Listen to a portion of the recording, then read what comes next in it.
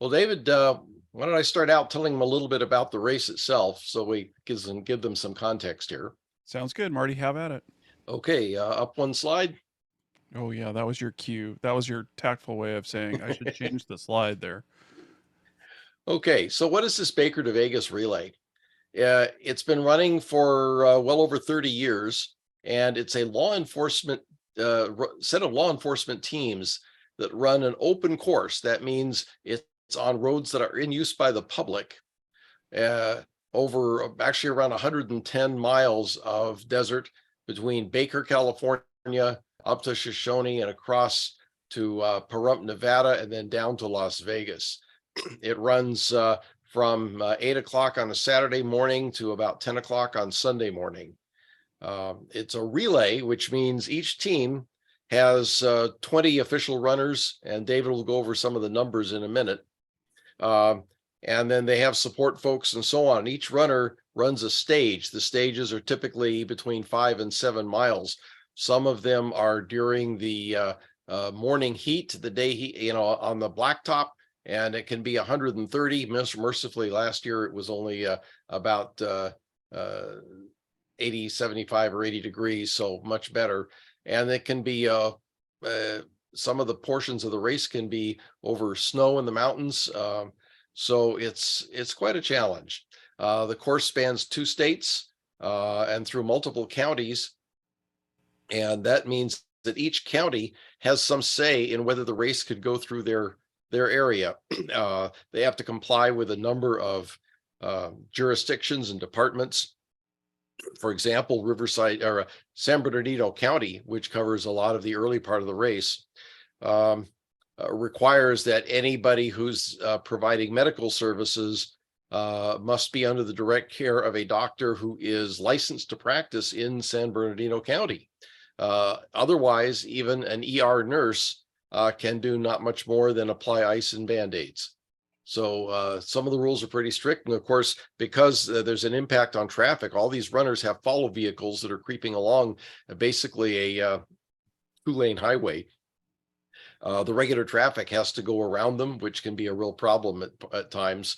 So it's a complicated logistical situation. So let's have David go ahead and tell you a little bit about well, actually, let me first tell a little bit about the race administration. It's run by the Los Angeles Police Revolver and Athletic Club, kind of an offshoot of the Los Angeles Police Department, and they have they take entries from all over the world. Let's go ahead, next slide.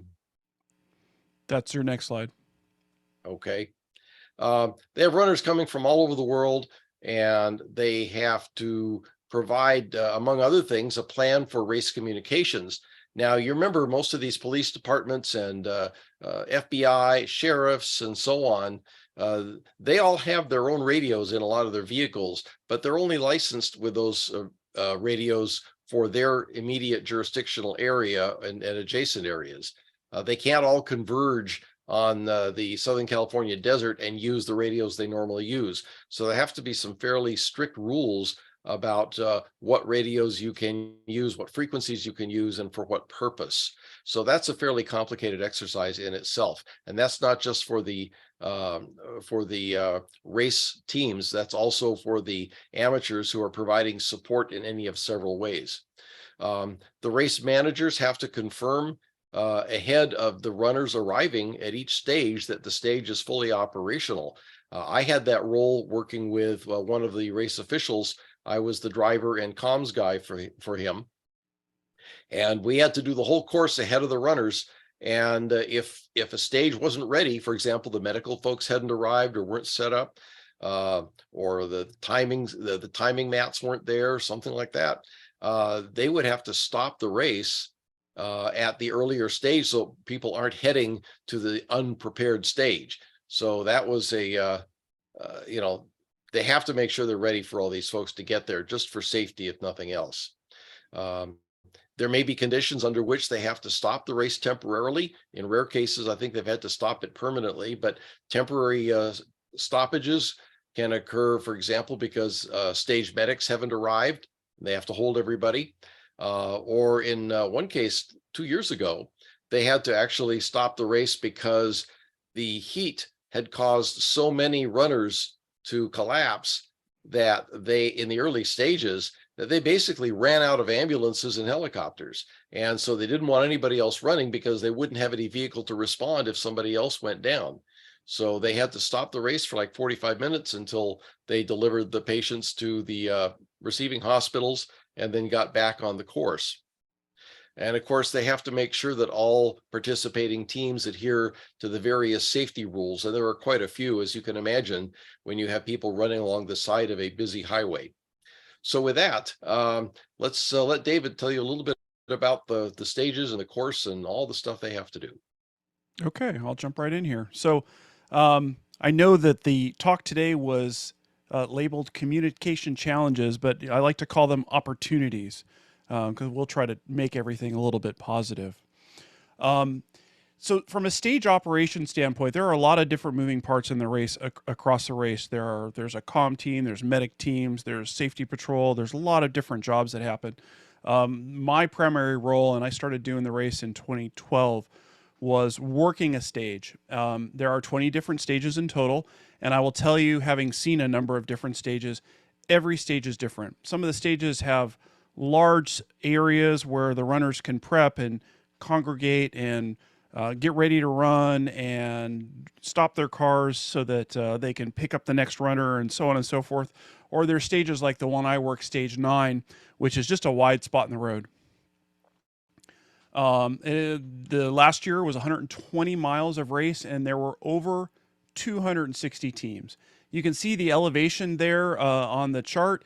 It's a big climb up for most of the race, and then downhill into the last part of Las Vegas where they end it. So let's look at the numbers.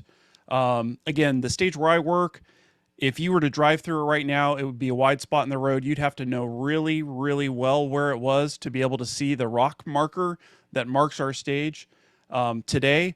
But when the race is going, you know it's there. We set up a little city in the middle of nowhere.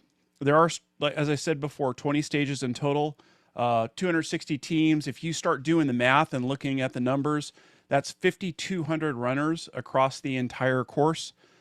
Each runner has a catcher or several catchers that move along with the teams. A catcher is basically someone who waits in the chute for the runner to come in and make the baton exchange, because it is a relay race, and the catcher's responsibility is to make sure that that runner that just ran the stage before is safe, is taken care of, has a ride, sees the medic if they need them, and just get them out of the desert, out of the middle of nowhere. Doesn't fall on their face. Yeah, it doesn't fall on their face, and we've seen that before. Each team has a support vehicle, as Marty mentioned. The support vehicle's responsibility is that runner. That vehicle follows the runner from stage to stage throughout the entire race. There's a minimum of 3 people. There's a driver. There's somebody that's responsible for monitoring comms. There's somebody in the back that's responsible for the runner, giving them water, snacks, cheering them on. And then often there's also 1 or 2 alternate runners, so that if something happens to a runner, they would swap the runner out and put in the alternate. Now, there is a time penalty, and they don't want to use them if they don't have to, but they will sub them in. So if you just look at that number alone, it's about 7,500 participants. Now, that doesn't include support people. This year, when we did the race in April 1st was this year, there were 180 amateur radio support folks running the stages. Now, we were down, and we were down quite a bit. Previous years, it was over 300 people supporting the stages throughout California and Nevada. And so they're looking for volunteers all the time. And that doesn't include all of the other folks, medics. At each stage, there will be a medic team. Now, they do leapfrog ahead, and I think at our stage, there were 6 medics there while the race was going on at our stage. There were a couple people from Verizon. They brought in, they're not called cows, they're called something else, but basically they're satellite towers that provide internet for the medic team. There's a safety patrol. They drive up and down along the race. There are helicopters for evacuation, ambulance teams, there's timing support. There's a law enforcement team that runs each stage. They're ultimately in charge. That's usually about a dozen people. Race officials, RV teams, so on and so forth. So they estimate that across the race course during that day when they do the race, that there's a surge of about 10,000 people that show up along this narrow stretch in the road throughout most of this area. Now, my stage, stage 9, and all of the stages cover a mile. We're responsible for an entire mile. At a mile out, when the runners first come to see our stage, they're going to have that early warning. There are going to be a number of hams there at a mile out, and their job is to catch the bib number of the runner as they go by, either off the runner themselves or their follow vehicle, so they can radio up to the stage, so we can make sure that the runner has someone to hand off the baton smoothly, efficiently, and make sure they're not having to wait around a whole lot. Now, what's our mission? As amateur radio operators, we're there to volunteer, have a great team. And again, as I said, I've been working this stage since 2012. A couple of years ago, I took over as co-stage lead. In the last 2 years, I've been the main stage lead. Our job is to make sure that the runners, the participants, and the supporters have safety. We have the ability to call in medics if we need them, law enforcement help if we need them, or other support facilities. We put together and make sure that there is a smooth transition for the runners as they come in. Nobody wants to run a relay race where they come into the chute and they're ready to hand off the baton and there's nobody there to take it from them, right? We provide field situational awareness. There have been bad drivers on the road, and we'll warn stages on both sides. We have ambulances come through when there are downed runners that need to go to the hospital, and we'll warn the stage as they go through, clear the roads, make sure there's nobody trying to cross, and that there's no traffic. We provide backup to the medical radio network. Marty will talk about that medical radio network in a little bit. If they have an issue getting their communications through, then we provide a backup to that. And often we're called in to provide technical support for those medical radios that are on the site there.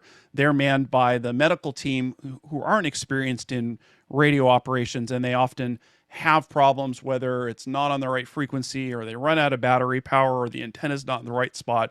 So we'll provide support to them as well. And we also monitor the main race overall for possible stoppages. Now, Marty talked about stopping the race, whether it's temporary or permanent. And if you call that out on the radio, the net control will correct you vigorously. You pause the race if it's temporary. You stop the race if it's over. And over the last couple of years, we have had to pause, actually this year and last. Again, Marty said last year's race had to pause because they ran out of ambulances. This year they had to pause because the runners were going too fast and the medic teams that leapfrog throughout the stages weren't ready for the next stages. And you don't ever want to have a runner leave a stage and head to the next stage if there's not a medic there to be able to take care of them if they need the help and support. And we do this in the middle of nowhere. That's our stage as it looks today. I know it doesn't look like much. Like I said, it's a wide spot in the road. There is almost nothing there, as you can see from the overhead satellite view, as well as you can see the driving in. And this would be what I would see when we first arrive in the morning before the racers come through. But it doesn't take long. The crowds grow. We put up easy ups. We put up the chute that the runners run through. Antennas. There'll be a couple RVs that the Good Sam teams run, that they check the runners in, make sure they have the proper bibs and IDs and so on and so forth.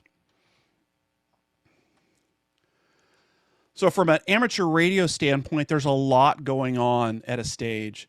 And when I first heard about what was there, I didn't really understand the bigger picture. And now that I've run the stage for a couple of years, I understand. We have a lot going on. They give us 3 radio frequencies. They're all simplex. We use tone squelch, and those frequencies are shared throughout the race. And they use different tones to help block out the signals. We have an early warning that's a mile out, and the mile out calls into the stage again to say, hey, runner 123 is a mile out. And we have a PA system set up in our stage, and that's provided by the hams. It's actually sitting here in my garage, and I haul it out every year, and we'll have somebody, one of the hams that took the information about the mile out and the time that they record, and we'll call out over the PA system that they're there and those runners need to check in. Then we will call the runners. That's the staging of the runners. We have an announced PA system, and we'll look for those runners. And sometimes they're there and sometimes they're not. And this is where the clock starts ticking. You know, it's every runner's run 5.5 miles by the time they get to our mile out. They have 1 mile to go. We expect that it's going to take them somewhere between 9 and 30 minutes to get there, depending on what kind of shape they're in. We often don't see it go much more than that. But we'll look for their runners. We'll check in with the check-in table. Now there's a transition warning as well. At 200 yards before they get to the chute, we have another group of hams that are there, and they're looking for the bibs as well. And what we found over time, when I first started doing the race, we'd have a ham there working with a handheld radio, and we'd have another ham he'd be talking to in the chute, and they would talk back and forth. Here comes runner 123.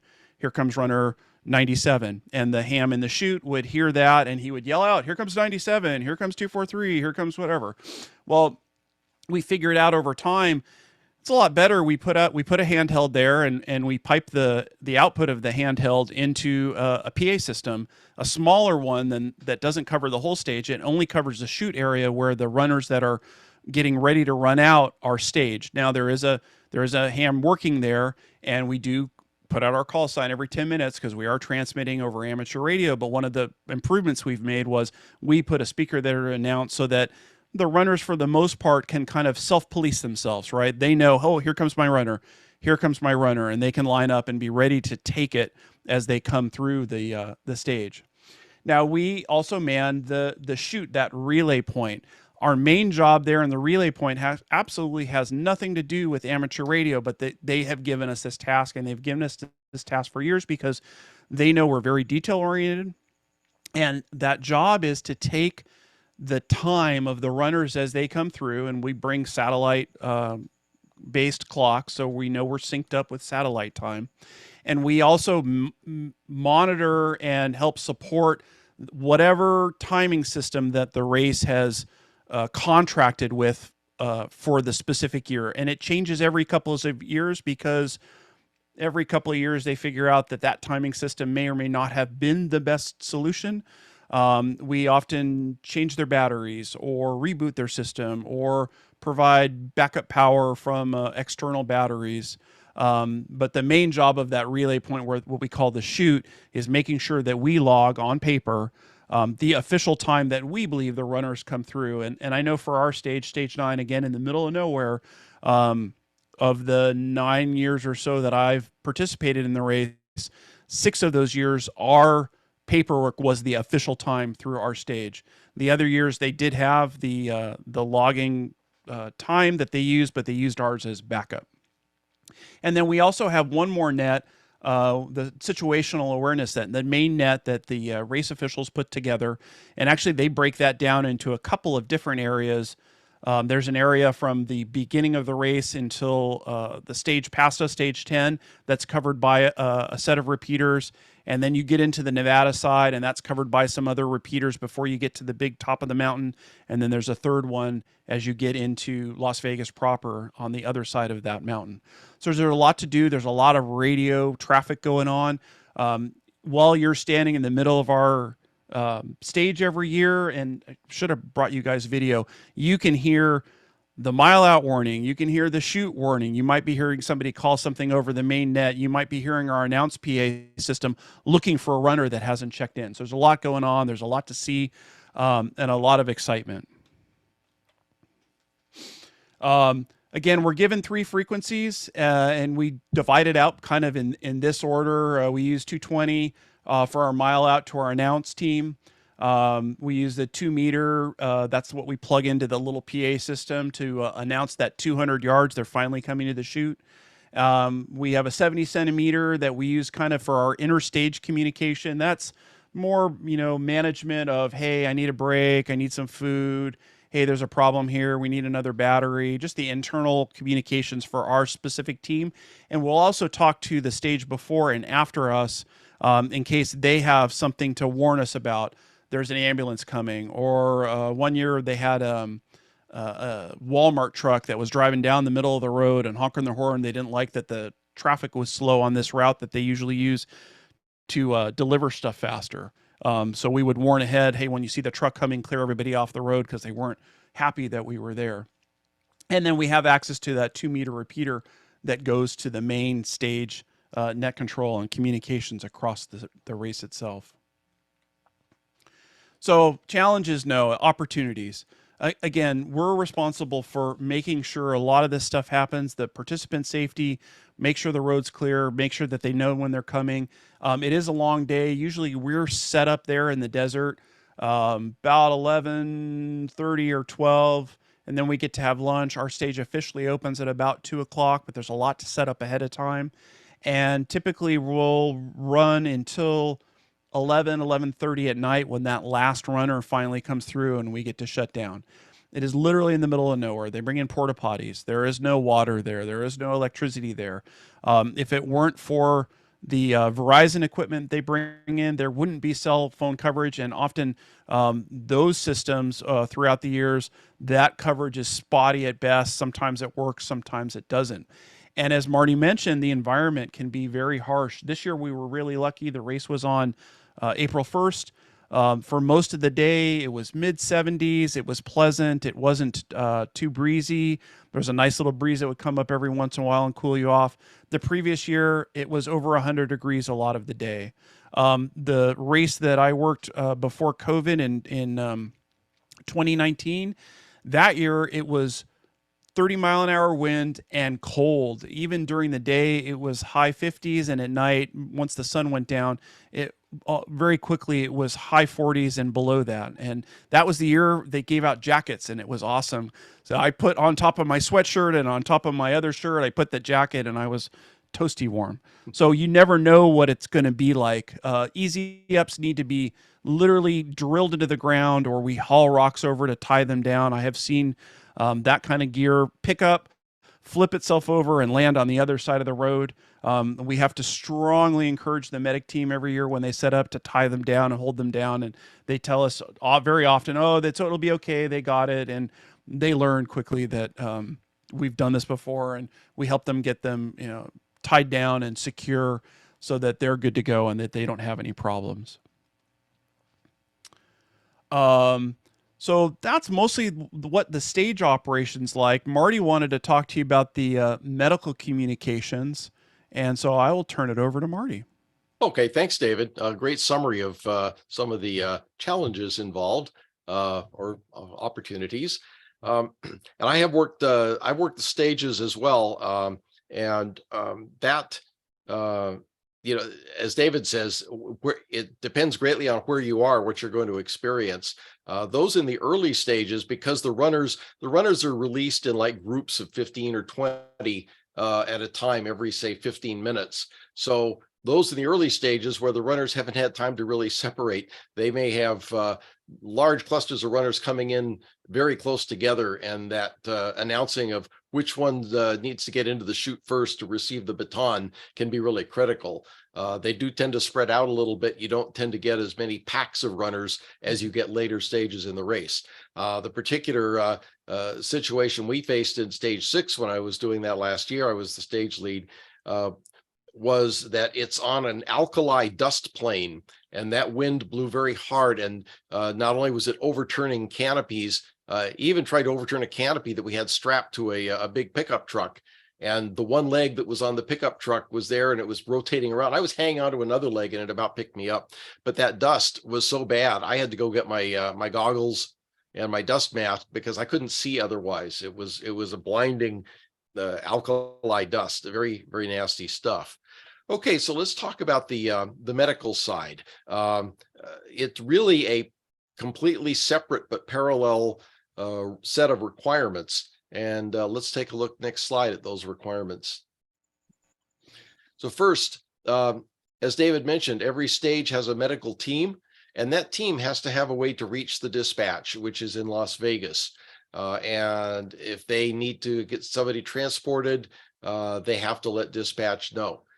Correspondingly, the rescues, or ambulances as some people call them, are around the course, and where there's likely to be the most trouble. The dispatch has to figure out where to stage those ambulances, those rescues, and they have to have reliable communication over the entire course, which the radios normally built into those things don't.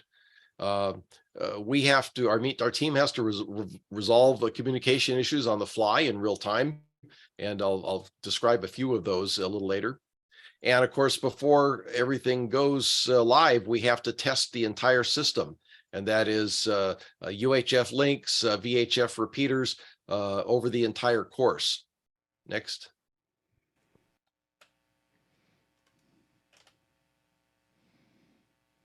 Okay, here are some of the typical problems we run into in getting things set up.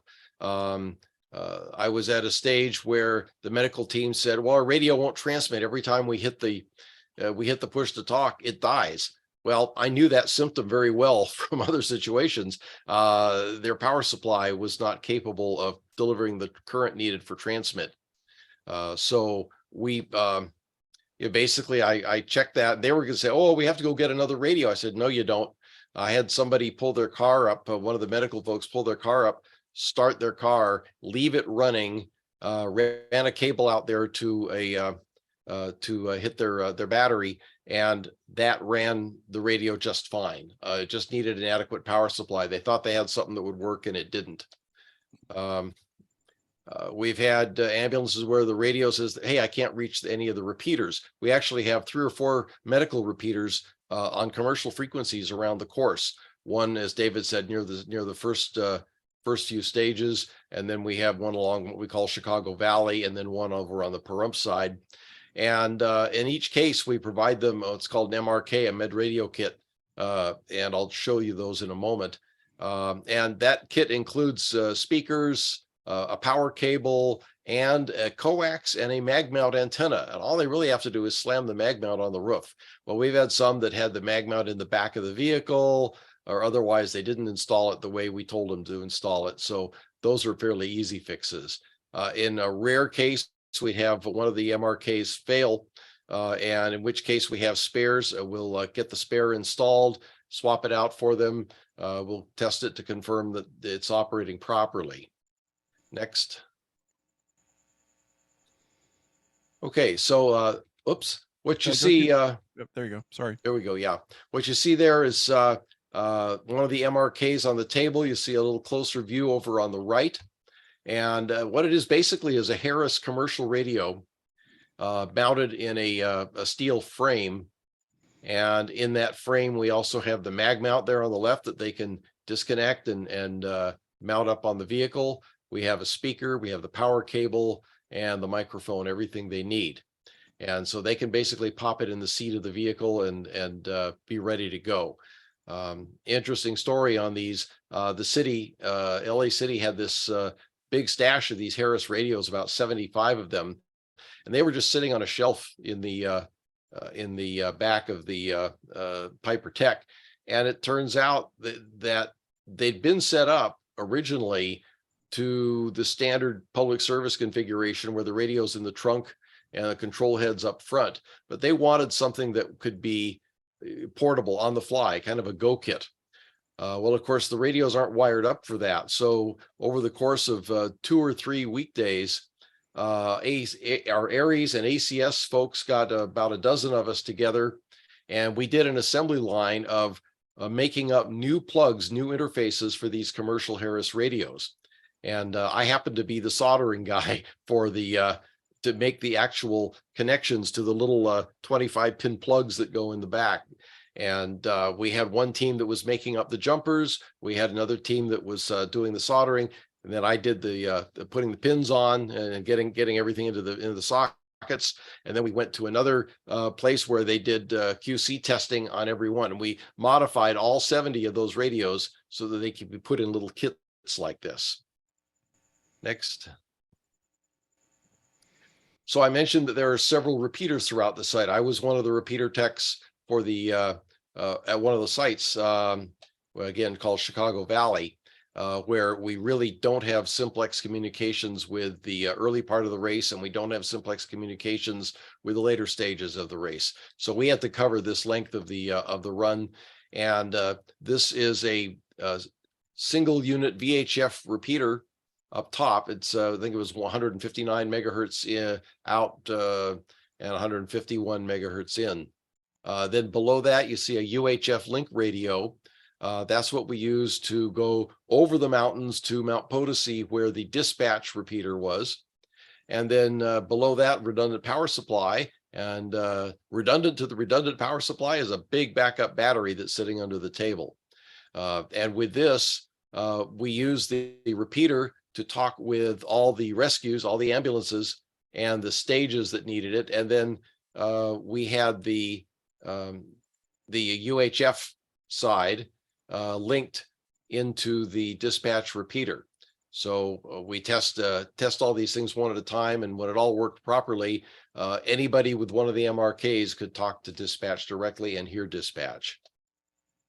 By the way, all this was programmed up by our Northwest Aries Los Angeles District Emergency Coordinator and his crew.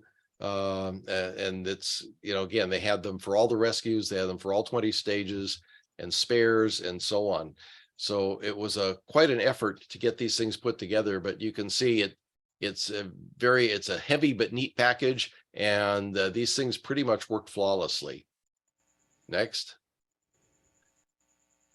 This was up at Ibex Pass, one of the highest points on the course. It can see from the beginning all the way up to about halfway up the course. And they had two of these things so they could monitor as much of the activity as possible.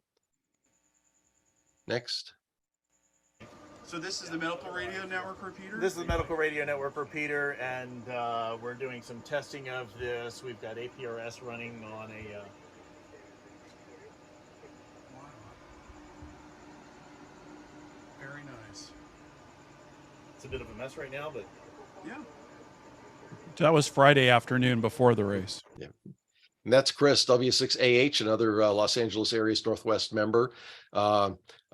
Chris has done a lot of setup and experimental work with the WinLink nodes and APRS, as he mentioned, and various other means of backup communication and getting data from one place to another. So he was kind of our hub during the race. And then this was my Chicago Valley setup.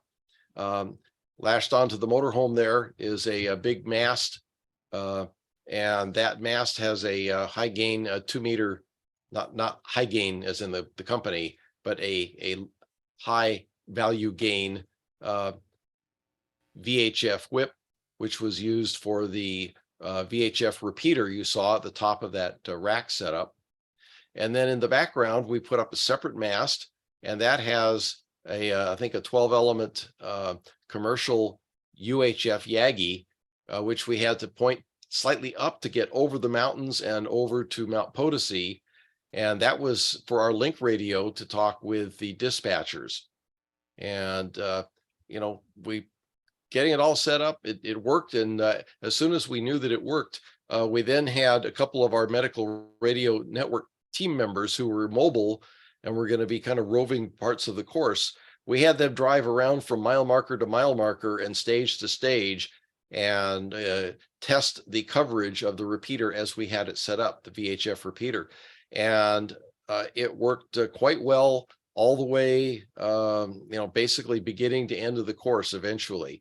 There's, one little tiny dead spot going through a canyon, but other than that, these things work quite well, and we were able to provide that necessary communication around the whole course.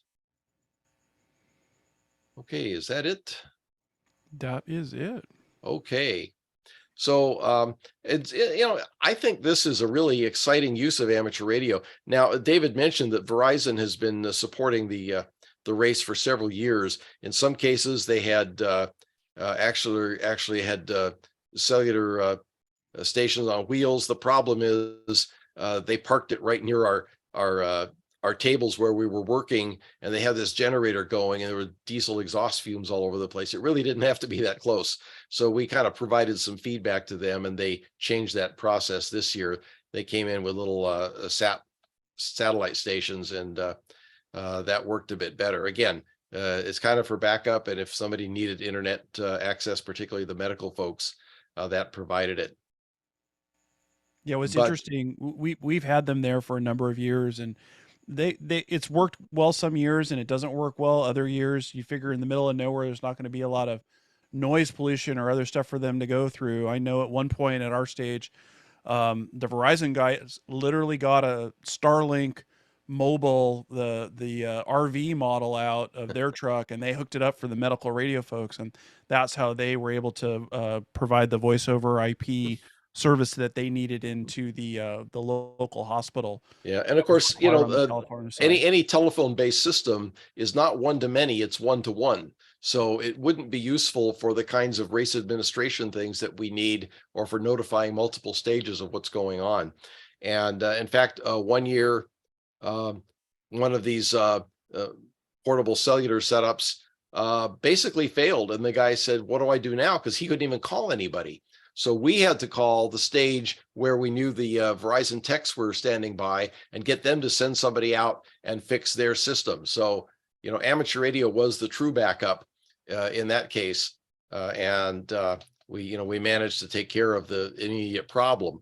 But I wouldn't want to run a race like this depending only on that kind of coverage. It's nice to have it, but you can't count on it. So let's see if we have some questions. Okay, open up here for some questions. My camera moved on me. There we are. Hi, folks. Either raise your hand or put something in chat if you would, and we'll get some questions going here. Okay, Dan, go ahead. Yeah, so every time I hear a presentation about Baker to Vegas, the scope of the logistics just kind of grows logarithmically. And a couple of questions are, is there any place there are lists of the jurisdictions that are traversed, as well as current lists of the jurisdictions that have teams in the race? And that's just for general background information. And then I got some more specific stuff about the medical entities. Are there different scopes of practice in California and Nevada? So are the EMS people, just operating in their own state, or is there some kind of mutual aid scope of practice that prevails across the whole course? My understanding is that the scope of practice is dictated by the medical, public health department of the county in which that segment of the race is operating. So it will vary a bit from, coming up the race, you started in San Bernardino County, and then you go up to Inyo County, and then you go across the state line. So although it's probably very similar at each stage, there are some unique things, as I mentioned before. For example, if you had an emergency room nurse in San Bernardino County and she wasn't licensed for practice in San Bernardino County, or she wasn't an MD, she had to be under the direction of somebody to do anything more than very superficial kinds of aid. Do you know offhand how many counties in each state the race traverses? Well, it's 2 counties in California, San Bernardino and Inyo, and then in Las Vegas, I think it's either 2 or 3. Not that big a deal. Not that big, but again, you have to adhere to each one. Also, of course, you have the Nevada Highway Patrol governing the rules of the road on the Nevada side, and CHP determining the rules of the road on this side. And with an open course, with as David mentioned, you've got delivery trucks, you've got tourists, and a lot of people trying to go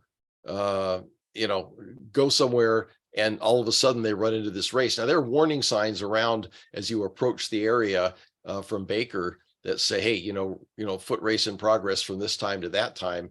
But it's still kind of unnerving when you've got this big line of follow vehicles with flashing beacons, and they're going at the pace of a runner, a couple of, maybe 3-4 miles an hour, 5 miles an hour. and there's a line of them, and you know, they're not, they have to stay clear of the runners, but they also have to try and leave a little room for people to pass. So the highway patrols determine, you know, what's safe there, and sometimes they've had to say, well, there's going to be work going on here, we have to reroute the thing a little bit. So anyway, that's it on the jurisdiction side. Your other question was? It was kind of the same thing, but how many, first of all, how many different jurisdictions law enforcement teams are represented in this year, for instance? So this year Are there they was all from California? no. So this year there were Southwest? 265 teams participated in the race. Wow. There were teams from Australia, Canada, Germany, France, all over the United States. You know, this race started as a rivalry between Los Angeles Police Department and Los Angeles County Sheriff's Department, but it's grown. There are folks from all over the U.S. and all over the world now.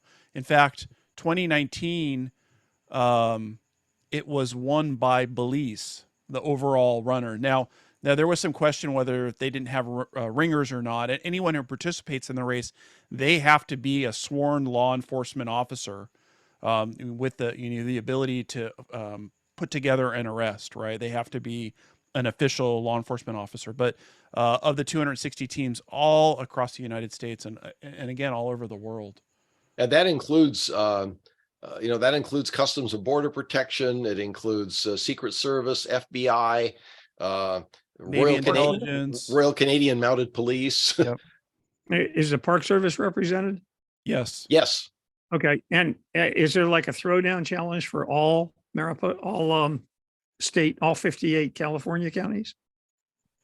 They open the race to anyone. They just have to be able to put together a team that's 20 runners plus several alternates. And then, you know, then there's the fees and whatever. It's open to all. I've seen races where there were 300, 330, 340 teams. Okay. So it was kind of light. Those counties like Mariposa where the whole force would have to show up. Yeah. Well, now they do have categories based on the size of your department, the number of sworn personnel in your department. So, you know, the Mariposa County Sheriff isn't going to be running against LA County Sheriff, for example, in terms of when they compile the results. It's just sort of like radio contesting. You know, you've got single op low power, single op high power, multi-op, and so on. Well, they have categories like that. They have some for all female. They have some for mixed teams. They have for small departments, medium departments, large departments.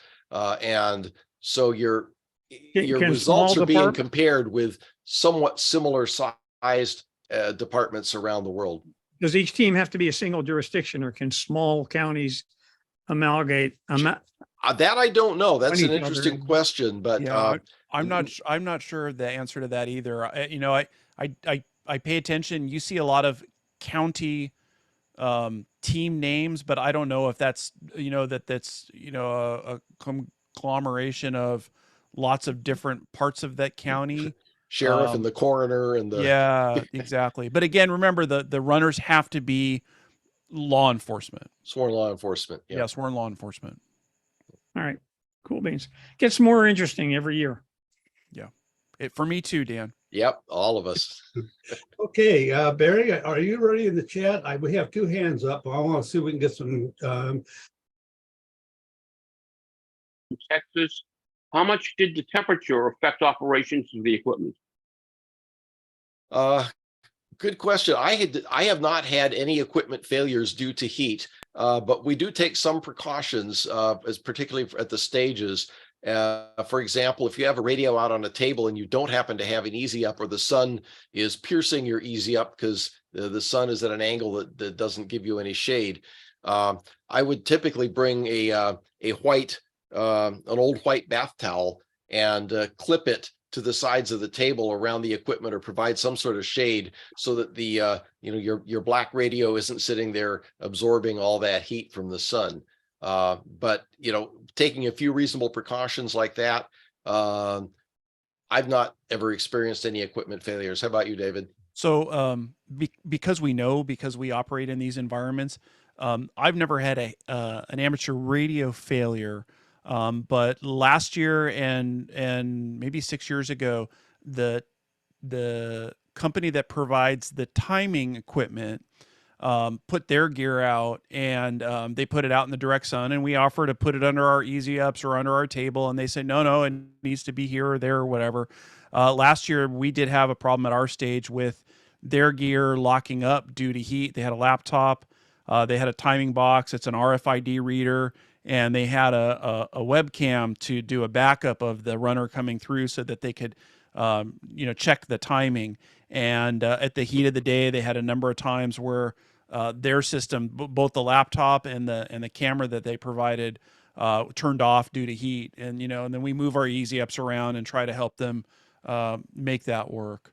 We've also had numerous times that the timing system stopped working for some reason. Sometimes it was low battery, sometimes it was something else. I don't know if any of those were directly the result of the heat or the cold, but they were certainly less than reliable. I mean, if we weren't there would be a lot of races where they just didn't have good timing results. In the 9 years that I've participated in the race, there has never been a year where there hasn't been an issue with the timing system that the race paid for and contracted with a third party.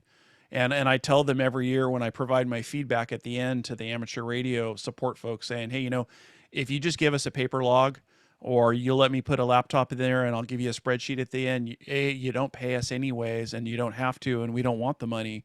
But we'll provide you with a reliable system to track your runners through. And every year they get, I think they get some sponsorship, or they work some deal out with a different group. But I've seen RFID readers through Baton. There was a year where they had put QR codes on the bibs, and they had a camera watching the runners come through.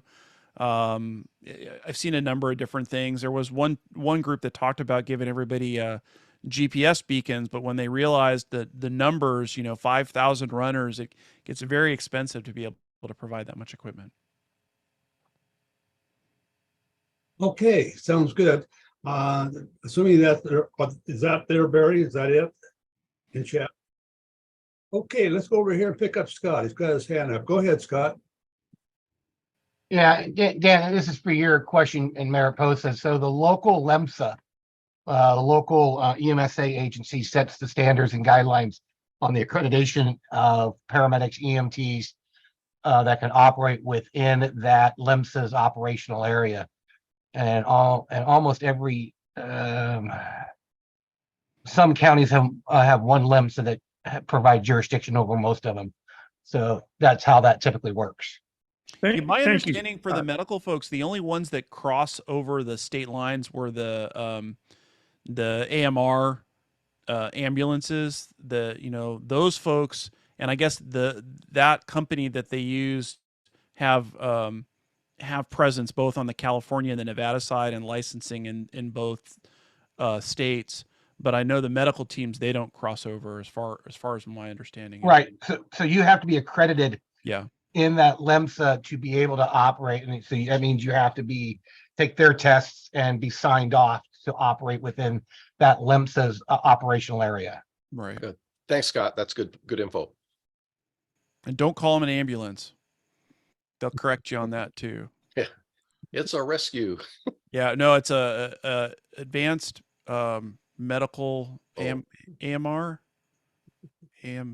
American Medical Response. Yeah, no, but they call themselves something else. Anyways, what it is.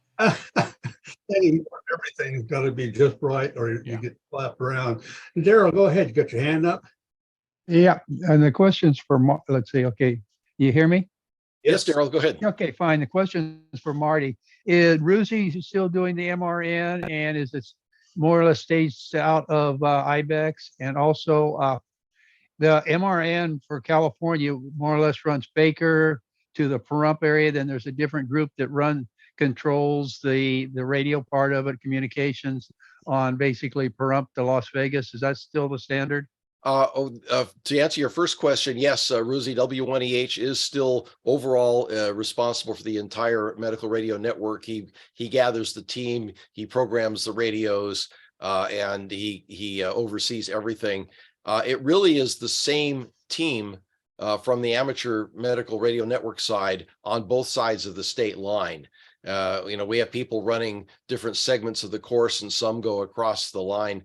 Now, when the rescues are traversing the course, once they leave stage 9 or 10, they have to shift from one repeater frequency, say the one that's up at Ibex Pass, to another one, such as mine.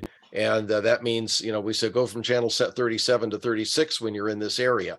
So, and then when they leave after me, they go over the state line and they get in a perump, they have to go to another channel. But that's all been pre-programmed. And as far as Ibex Pass, yes, that is kind of the master staging area, other than the stuff that's going to be in Las Vegas itself. Yeah, okay, yeah, because I worked 17, 18, 19 with Ruzi. I did in the 2 years of COVID, and then this year my April 1st was catch pneumonia. So anyway. Yeah, thank you, Marty. you sound much better, by the way. Thank you. Glad to hear it. Yes, he's been doing yeoman's work, and he had some major surgery issues going on. So in fact, they told him, okay, the only way you can go out on the course this year is if you have an AED in your vehicle. And so he got one, and that's it was there. And we all gave each other instructions. If anybody sees Ruzi trying to pick something up, stop him.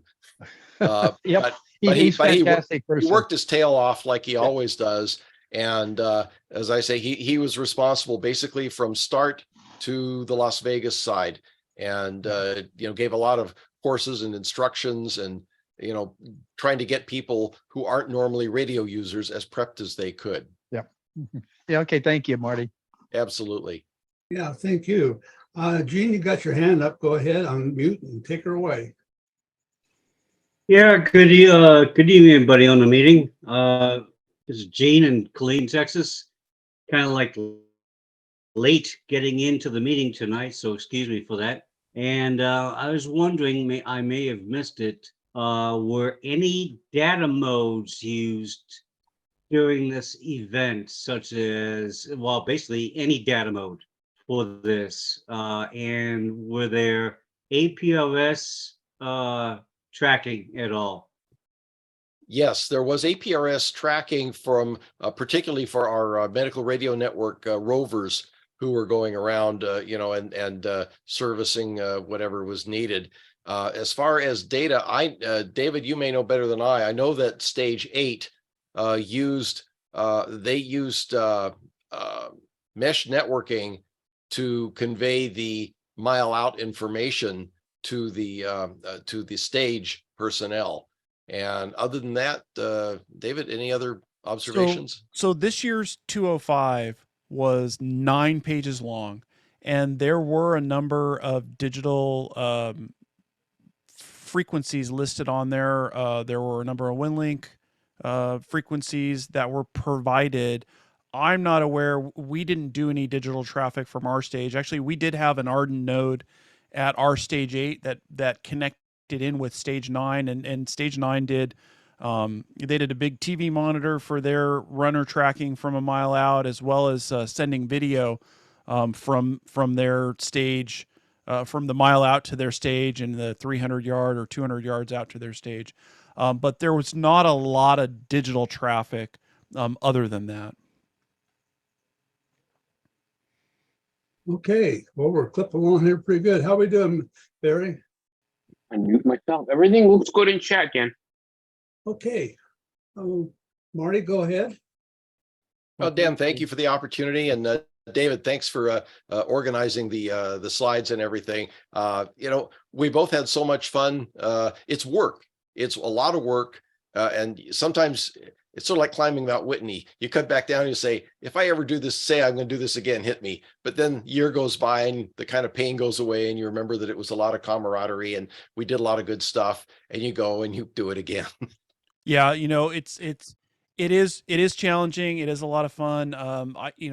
I've been doing it for all these years.